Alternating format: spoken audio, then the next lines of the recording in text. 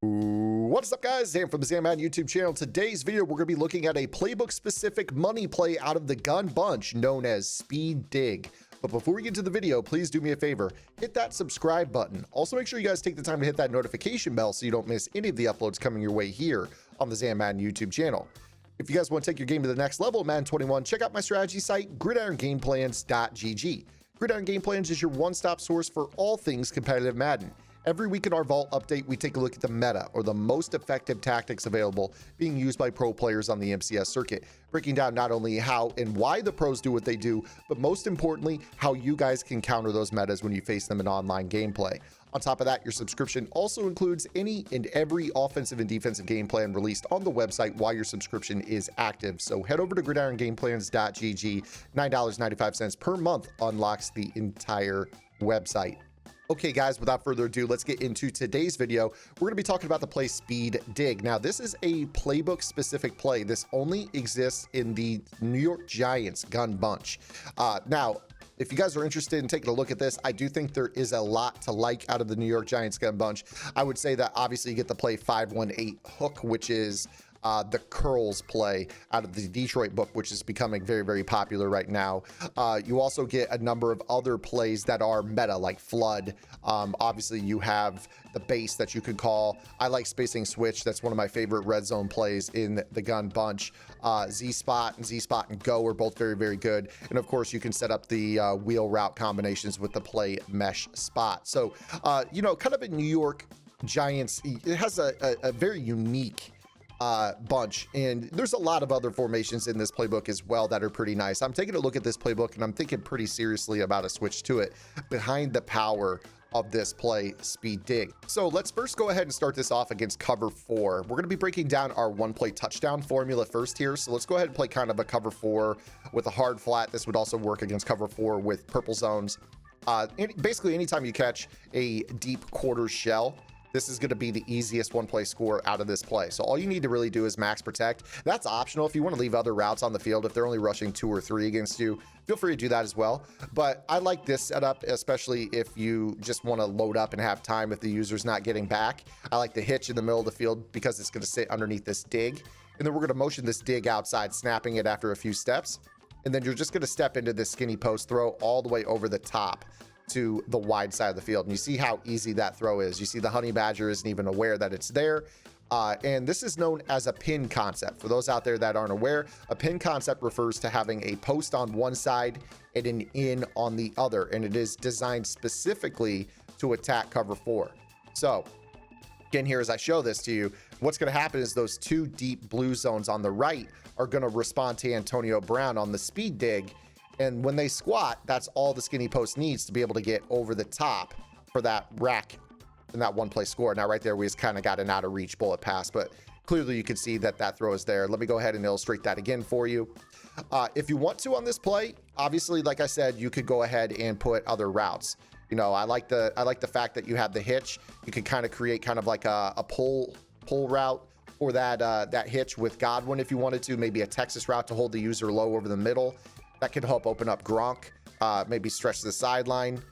But again, you're going to step into this throw and rip that skinny post for the one play score. So, you know, you can do whatever you want underneath. If you wanted to kind of create some flooding action to the weak side of the field with this play, you could.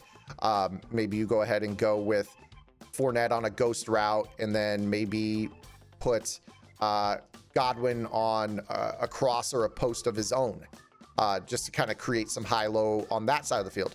But again, the 2 routes of importance for the one play touchdown are the dig and the post. You see here that I'm able to rip this throw very, very consistently over the top of cover 4. This will work flipped as well. If I wanted to put the ball on the other side of the field against this coverage, obviously I would be able to, you know, flip the bunch to the wide side of the field.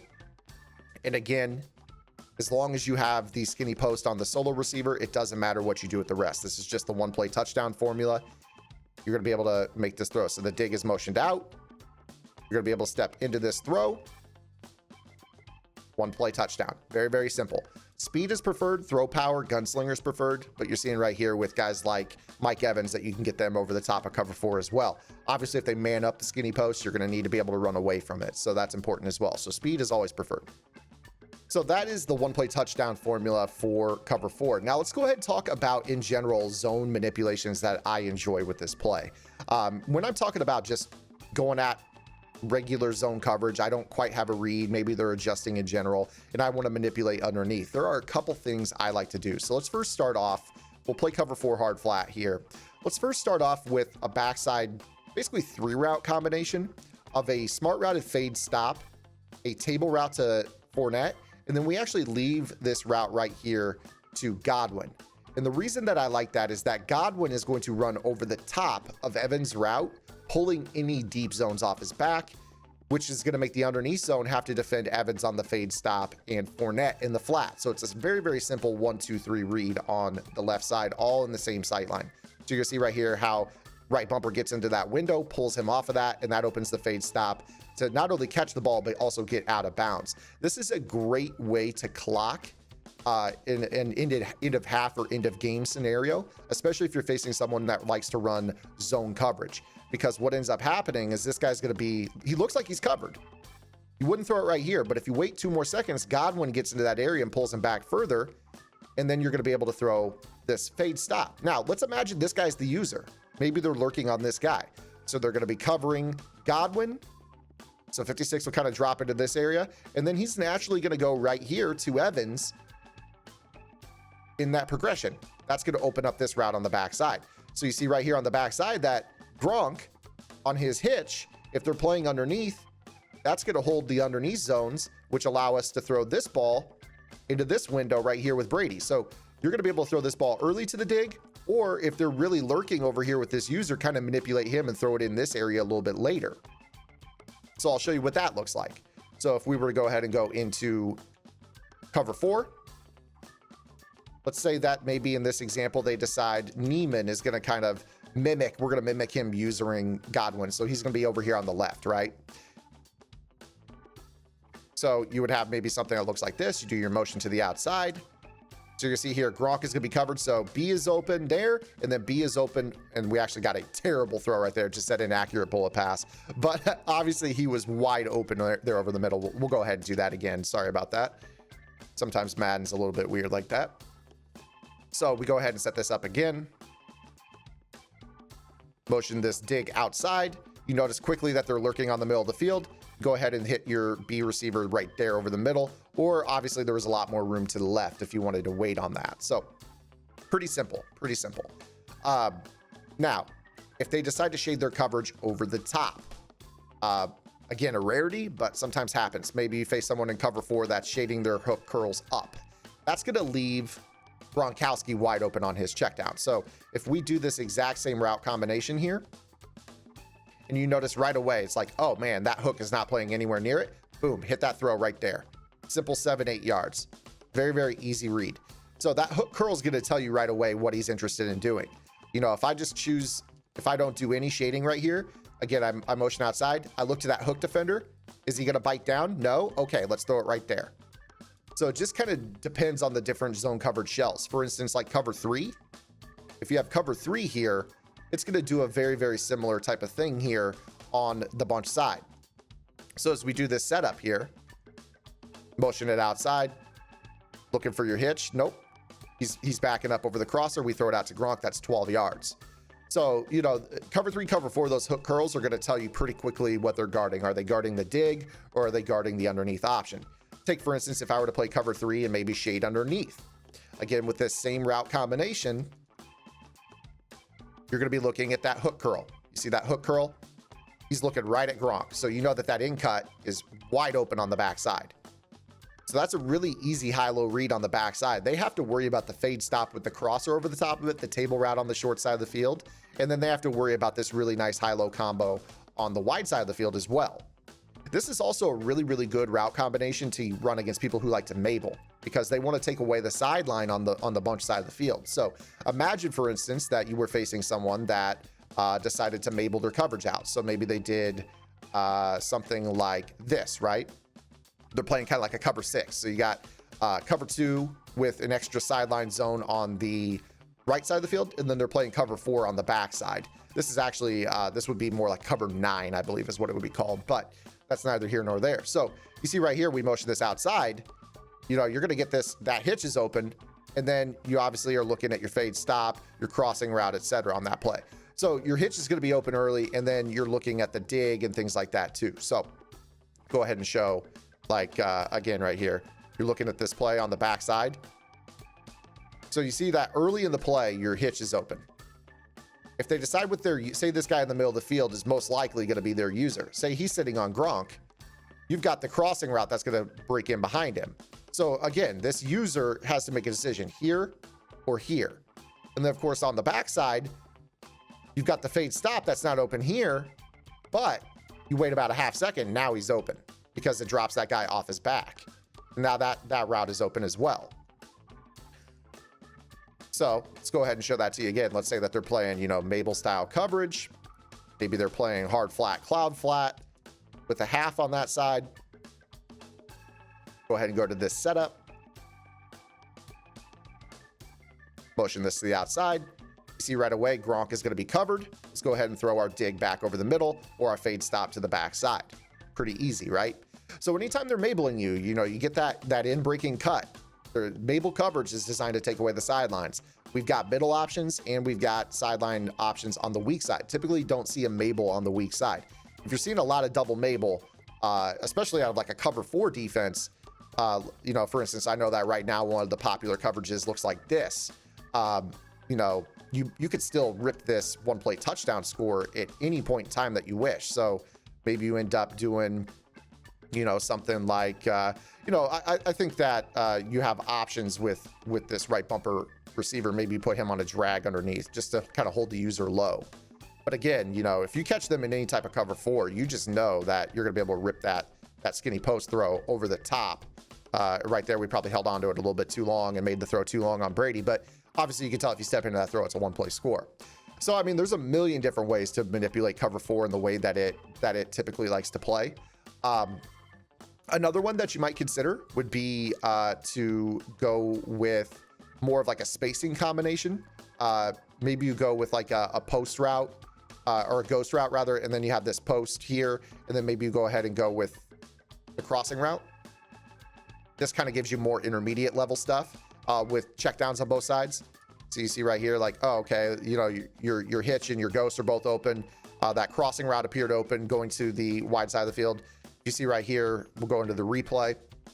You know, you're giving yourself a kind of a 5-out approach, and then really attacking that intermediate level based off of where their user is. I mean, you see right here, you've got 8 yards here to Gronk.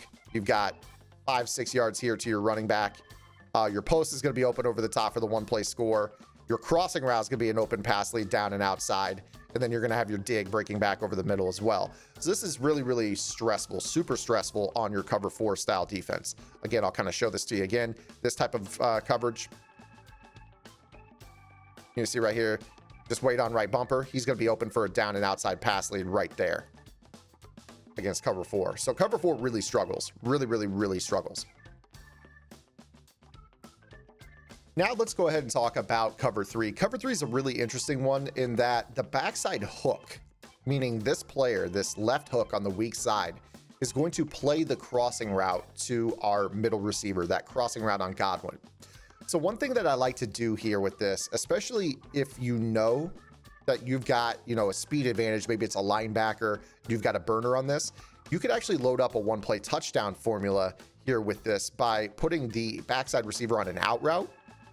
And then I like to use a ghost route just because it gives you a hook on the left and a hook on the right. And then you've got this backside route that we're going to motion snap to the outside. Now, there's 2 benefits to this. You've got very, very easy read here on the left side of the field. If this hook curl right here matches on Godwin, you're going to end up with Fournette wide open underneath on his ghost route. Just very, very wide open. Also, you're going to have the fact that this dig route is going to break in behind the crosser and be wide open over the middle as well. So we'll go ahead and show you what this looks like. You're going to be looking at this. You see the backside hook. See if you take a shot. If you have a shot, right there, obviously a tight read, right? Because it matched. But if you have a shot there, you go ahead and take it because the deep zone is going to match on the outside third. So that's your first read. Take it if you can. If it's not there, we're going to kind of glance down at other reads. But this backside out route pulls that third down. So at this point, all this turf is wide open, and it just comes down to whether or not Godwin can beat the backside hook that is matching. And if he can, obviously if you have really, really top end speed, that could end up being a one-play score for you. If not, we're going to be able to throw the ball underneath to our ghost route or to our dig on the backside. So we'll show you here. This time we're going to glance off. You see right here, A's open, Y's open, B back over the middle is open. I held onto the ball a little bit too long to kind of show you everything that was open, but darn near everything else on the play was open. So I could have taken the throw quickly to the ghost, which I said, could have taken the throw quickly to Gronk, which I said, and then obviously the clear out over the middle. If we didn't get shed, now you see that the speed dig right here is breaking into that area of the field, which is wide open. So hopefully we don't get shed this time. Let's go ahead and do it again.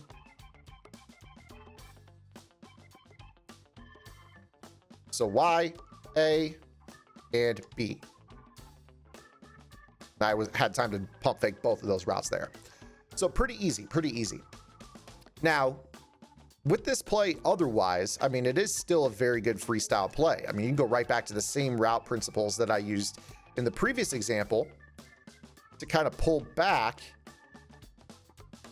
You see right here, like you got B open, you got the table route. You're just reading that fade stop, right? You're going to be able to hit the flat. You can take the dig back over the middle, especially if they're playing like a cover 3 hard flat style coverage. You're going to be able to go with this route combination.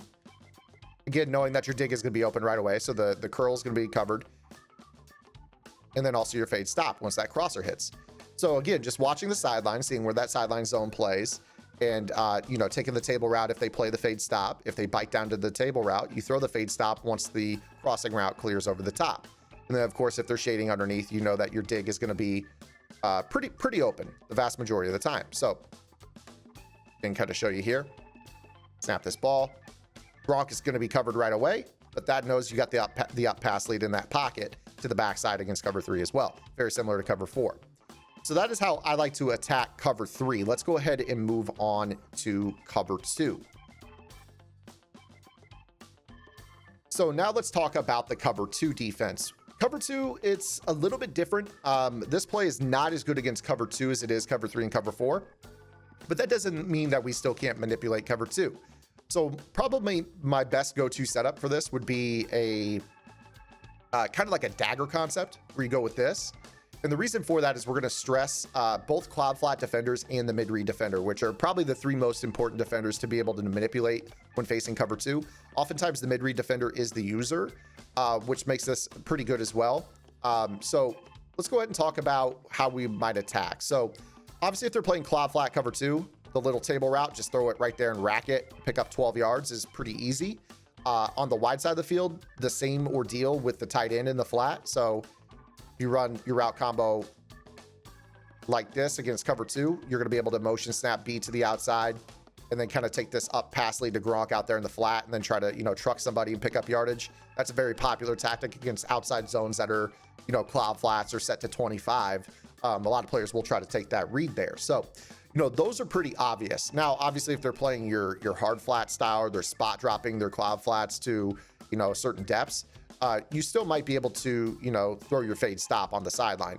You are still playing, in principle, a high-low read on them. So if you catch those flat zones playing low, you know, at any point in time, go ahead and throw your fade stop out there. Hopefully your guy actually animates there. But I would say that the one draw that you could use with this is kind of manipulating a user in cover 2. A lot of players are going to be using this middle player right here. And what you could try to do is try to cause him to have to guard the B receiver or the right bumper in the seam, kind of playing a high-low. So we'll show you kind of what I mean here. If I set up this route combination the exact same way as I have, you're going to be playing this dagger concept where you run the seam, pull that mid-read defender, and then you're going to throw this B cut back over the middle. And you see how B was wide open if I didn't get shed right there? You're basically putting that mid-read zone in conflict. And if you can read how that mid-read zone is playing, again, kind of ignoring the fact that I got shedded like crazy here on this play, notice how B is going to be wide open for this pass right now. You're going to be able to throw this ball right over the middle. Or you could try to throw that ball inside pass lead to Godwin into this area of the field as well, over the top of it. So that's kind of a stressor that you can try against cover two. The only problem, again, with cover two is that most people like to use her in the middle of the field. So it's a tough challenge. If you're facing a really keen user, that could be a real challenge to beat.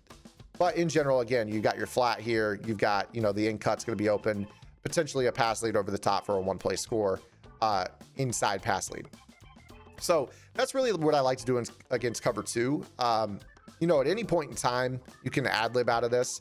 Another thing you might do is kind of go back to that squat concept with the deep half, kind of motion this guy out and see if you could try to fit in a skinny post to the backside. Again, a little bit harder said than done. But the nice thing about this is that route in particular, that dig route, if you let it keep running, it gains elevation back over the top of pretty much everything. See right here that the hook zones are pretty well backed up on this play. They're backed up to about 15 yards. And I can still throw this ball over the top of them. So, if they're not setting their cloud flat depths right here, you can still attack the sideline on this play as well. Again, probably my least favorite coverage to attack is the cover two out of this play. It's not really the best.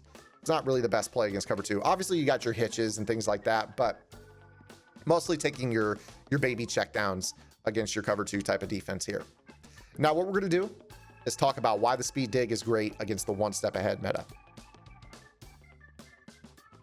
So now briefly, we're going to talk about man coverage, in particular the one step ahead defense.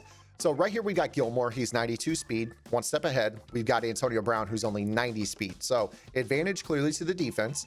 Obviously in MUT, you guys are going to be playing with 98, 99 speed receivers that are going to give you better results than you're going to see right here. So just make sure you take it into the lab, practice it in a solo challenge, practice it, in practice mode with players set to 99 speed. I want to show you that the route is effective as it pertains to the meta that is being played. So as we know, the most popular way of playing coverage this year is man coverage. You're going to play the one step ahead meta, press, then you're going to shade over the top, and most players tend to shade outside. Although there is growing popularity right now in shading down and shading inside, which is something we're going to talk about in the Vault update this coming week on Gridiron Game Plans. So again, go to Gridiron Game Plans to see a lot more than what you're getting right here on the YouTube channel. But with the up and the out shade, you're going to notice that this route right here to Antonio Brown is a route that has two cuts in it. Kind of runs towards 1 o'clock, and then there's a half step cut right around the 36-yard line where he runs straight, and then there's a cut over the middle.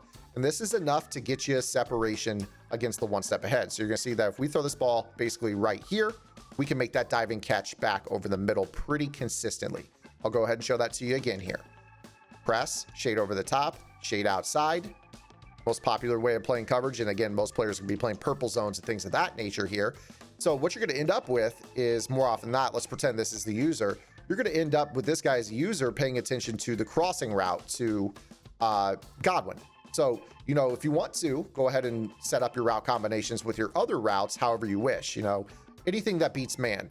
Option routes, you could throw low ball hitches. You could run that crossing route to Godwin. Basically just get them looking over the middle of the field, just a bunch of kind of decoy routes that pull him away from basically guarding Brown. So that way, when we snap this ball, let me go ahead and click off there. We'll pretend the user in the middle of the field is that spy. You're going to be able to throw this ball basically right there and get that diving catch.